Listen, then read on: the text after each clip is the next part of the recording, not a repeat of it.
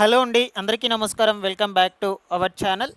ఆంధ్రప్రదేశ్ రాష్ట్రంలో ఈ జూన్ నెలలో విడుదల కాబోయేటువంటి పథకాలకు సరికొత్త తేదీలనైతే ప్రభుత్వము ఫిక్స్ చేసిందనమాట.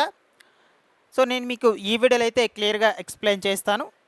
ఏ తేదీన ఏ పథకాలు అనేటువంటివి అయితే విడుదల కాబోతున్నాయి, వాటి ద్వారా ఏ లబ్ధిదారులు ఎంతెంత చేకూరుతారు, సో దానికి సంబంధించి కొత్తగా ఏమైనా అప్లై చేసుకోవాలనుకుంటే ఎట్లా అప్లై చేసుకోవాలి, నెక్స్ట్ వచ్చేసి వాటికి కావాల్సిన డాక్యుమెంట్స్ అనేటువంటివి ఏమిటి, ఈ విధంగా పూర్తి వివరాల గురించి మీకు ఈ వీడియోలో క్లియర్గా అయితే ఎక్స్ప్లెయిన్ చేస్తానండి.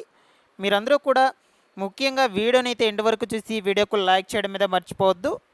అలాగే ఫస్ట్ టైం ఎవరైతే ఛానల్ని విజిట్ చేయడానికి వచ్చారో ప్రతి ఒక్కరు కూడా ఛానల్ని సబ్స్క్రైబ్ చేసుకునేసి పక్కనే ఉన్నటువంటి బెల్ ఐకాన్ క్లిక్ చేసి ఆన్లో అయితే పెట్టుకునేసిండి. నెక్స్ట్ టెలిగ్రామ్ గ్రూప్లో కూడా జాయిన్ అయితే అయిపోండి. మీకు ఈజీగా కంటెంట్ అప్డేట్ చేస్తూ ఉంటాను, ఒకసారి వెళ్ళి విజిట్ చేయండి.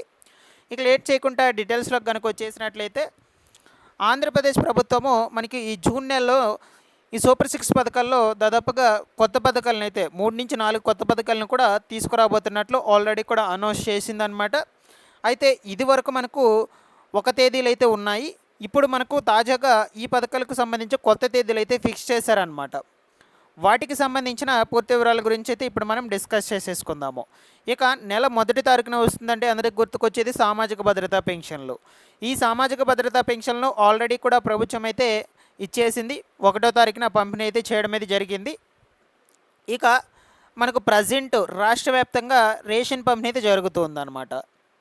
సో అయితే ఈ యొక్క రేషన్ పంపిణీ వచ్చేసి మనకు 10వ తారీఖు వరకు అయితే జరుగుతుంది. ఇక కేవలం 2 రోజులు మాత్రమే రేషన్ పంపిణీ అయితే జరుగుతుంది ఆంధ్రప్రదేశ్ రాష్ట్రంలో. అయితే మనకు ప్రతి నెల కూడా ఇంతకుముందు వరకు మే నెల వరకు ఎన్డీయూ వాహనాలు అయితే మీ ఇంటి దగ్గరకు తీసుకొచ్చి రేషన్ పంపిణీ అయితే చేసేవాళ్ళు అనమాట. ఇప్పుడు ఆ ఎన్డీయూ వాహనాలను అయితే పూర్తిగా రద్దు చేసేశారు. సో కాబట్టి మీకు ఈ రేషన్ వచ్చేసి మీ గ్రామ పరిధిలో ఉన్నటువంటి రేషన్ దుకాణాల దగ్గర అయితే పంపిణీ చేస్తారనమాట. మీరు అక్కడికి వెళ్ళే ఈ జూన్ నెలకు సంబంధించిన రేషన్ అయితే తెచ్చుకోవాల్సి అయితే ఉంటుంది. ఇంక నుంచి ఎన్డీయూ వాహనాలు అయితే మీ విలేజ్ దగ్గరకు వచ్చే రేషన్ పంపిణీ అయితే చేయవన్నమాట. ఓకేనా? సో మనకు 2 రోజులు మాత్రమే గడువు అయితే ఉంది. ఇక వీలైనంత త్వరగా మీరందరూ కూడా వెళ్ళేసి ఈ రేషన్ అయితే కలెక్ట్ చేసుకోండి. సో నెక్స్ట్ వచ్చేసి 65 ఏళ్ళు పైబడినటువంటి వృద్ధులు, దివ్యాంగులు ఎవరైతే ఉంటారో వీళ్ళకి మాత్రము డోర్ డెలివరీ రేషన్ అయితే చేస్తుందన్నమాట ప్రభుత్వము. ఈ జూన్ నెల నుంచి వాళ్ళు రేషన్ షాప్ దగ్గరికి వెళ్ళైతే రేషన్ తెచ్చుకోవాల్సిన అవసరం అయితే లేదన్నమాట. ఇక్కడకు ఈ రేషన్కి సంబంధించిన ఇన్ఫర్మేషన్ కూడా కంప్లీట్ అయింది. నెక్స్ట్ వచ్చేసి మనకు ఇంకా కొత్త పథకాలు అనేటువంటివి అయితే ఉన్నాయన్నమాట సూపర్ 6 పథకాల్లో. సో వాటి గురించి అయితే 1 బై 1 అయితే ఇప్పుడు మీకు చెప్తాను, ఈ నెలలో విడుదల కాబోయేటువంటి పథకాల గురించి. సో ఇక 12వ తారీఖున అందరికీ ఇల్లు పథకం కింద ఇల్లు అనేటువంటి వాటిని అయితే పంపిణీ చేయబోతున్నారనమాట. అంటే ఇంతకుముందు ఎవరైతే అప్లై చేసుకొని ఉంటారో జగన్ ప్రభుత్వంలో కావచ్చు, అదేవిధంగా అంతకుముందు టీడీపీ ప్రభుత్వంలో ఇల్లు అనేటువంటి వాటికి అప్లై చేసుకుని ఇంకా ఎవరైనా పొందుకుంటూ ఉన్నట్లయితే వాటికి సంబంధించి పెండింగ్లో ఉన్నటువంటి ఇల్లును పంపిణీ చేస్తారు. దీనితో పాటుగా PMAY 1.0 కింద రిజిస్ట్రేషన్ చేసుకున్నారు కదా, చాలామంది కూడా అప్లై చేసుకున్నారు. సో ఇక సెంట్రల్ గవర్నమెంట్ ఇచ్చేటువంటి ఇళ్లను కూడా కలుపుకొని మనకు 12వ తారీఖున ఇంచుమించుగా 3 లక్షల ఇళ్ల పంపిణీ అయితే చేస్తామని కూటమి ప్రభుత్వం అయితే నిర్ణయం తీసుకోగా, ఇక ఆల్రెడీ కూడా దీనికి సంబంధించి డేట్ అయితే ఫిక్స్ చేశారు. ఇప్పటి వరకు దాదాపుగా 2 లక్షల ఇళ్ళ వరకు అయితే కంప్లీట్ చేసినట్లయితే చెప్తూ ఉన్నారనమాట. ఇక రిమైనింగ్ 1,00,000 వరకు ఇల్లు అనేటువంటి వాటికి వివిధ నిర్మాణ దశల్లో అయితే ఉన్నట్లయితే చెప్తూ ఉన్నారనమాట. సో వీలైనంత త్వరగా ఈ ఇళ్లను కూడా కంప్లీట్ చేసి అర్హులైనటువంటి వాళ్ళకు 12వ తారీఖున ఇంటి తాళాలు అనేటువంటి వాటిని అయితే ఇస్తామనేది చెప్తూ ఉన్నారు. ఓకేనా? సో నేను మీకు ముందు రోజుల్లో వీటికి సంబంధించి డేట్స్ ఏమైనా చేంజ్ చేసినా కూడా ఎక్స్ప్లెయిన్ చేస్తాను ఎప్పటికప్పుడు వీడియో రూపంలో.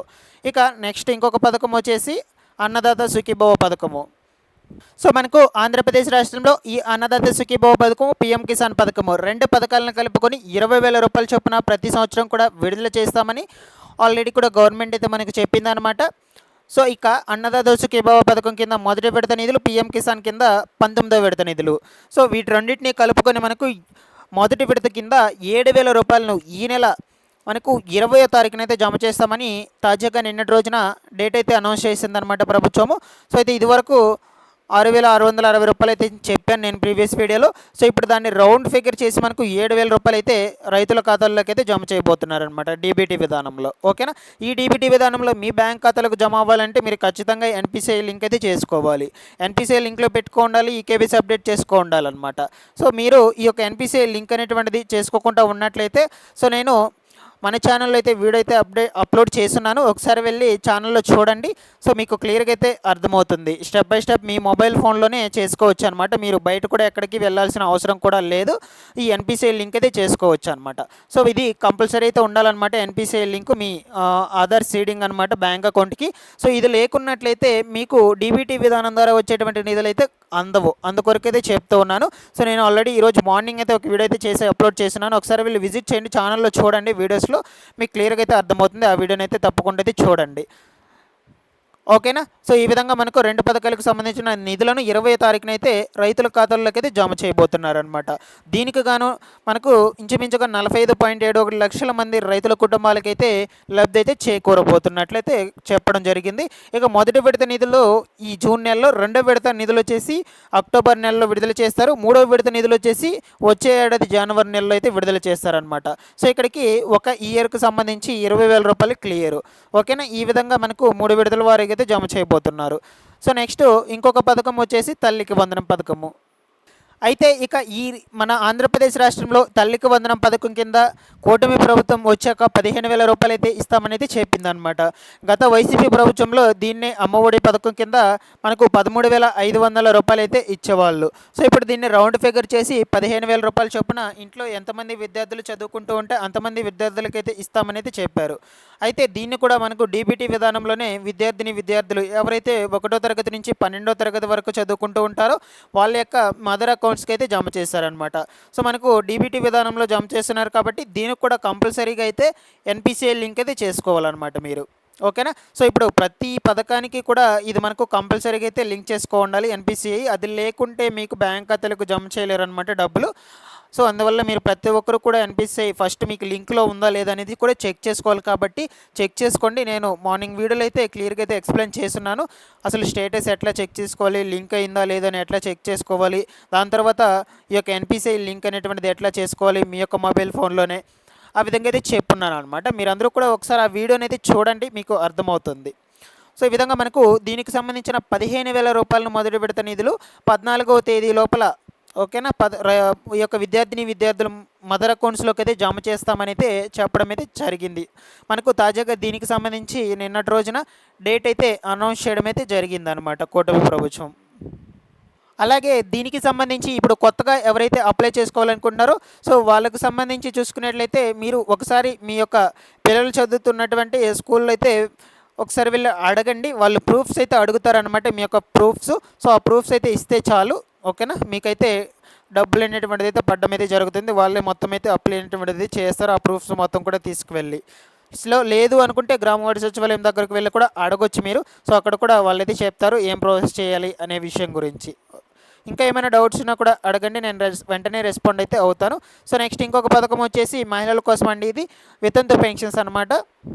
ఈ యొక్క వితంతు పెన్షన్స్ కూడా ఈ జూన్ నెల 12వ తారీఖున అయితే అర్హులైనటువంటి మహిళలకు డబ్బులు పంపిణీ చేయాలని అయితే ఆల్రెడీ అనౌన్స్ చేసింది. అఫీషియల్గా కూడా మనకు ఈ నోటీస్ కూడా జారీ చేసింది అనమాట గ్రామ వార్డు సచివాలయం అధికారులకు.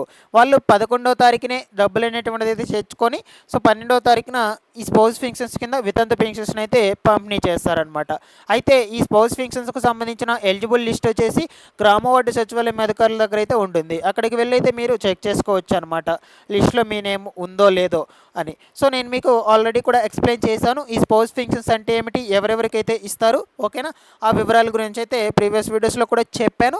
మీకు ఇంకేమైనా డౌట్స్ ఉన్నా కూడా కామెంట్లో అడగండి, నేను రెస్పాండ్ అయితే అవుతాను. సో ఈ విధంగా అయితే మనకు ఈ నెలలో ఈ సూపర్ 6 పథకాల్లో కొత్త పథకాలు అనేటువంటి వాటిని అయితే తీసుకురాబోతున్నారు. సో ఇంకా కూడా మనకు కొత్త రేషన్ కార్డ్స్ కూడా ఉన్నాయండి. 20వ తారీఖు పైనుంచి అయితే కొత్త రేషన్ కార్డ్స్ కూడా పంపిణీ చేస్తారు అర్హులైనటువంటి వాళ్ళకు.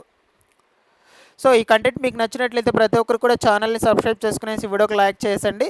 ఎటువంటి లేటెస్ట్ అప్డేట్స్ని అయితే డైలీ కూడా ఫాలో అవుతుండండి. Thanks for watching this wall.